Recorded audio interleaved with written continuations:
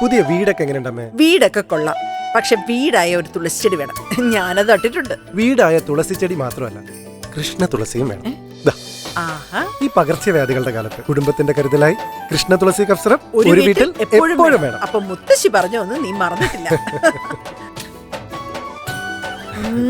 തലമുറകൾ കൈമാറിയ ആയുർവേദത്തിന്റെ യഥാർത്ഥ ശക്തി കൃഷ്ണ തുളസി കഫ് സിറപ്പ്.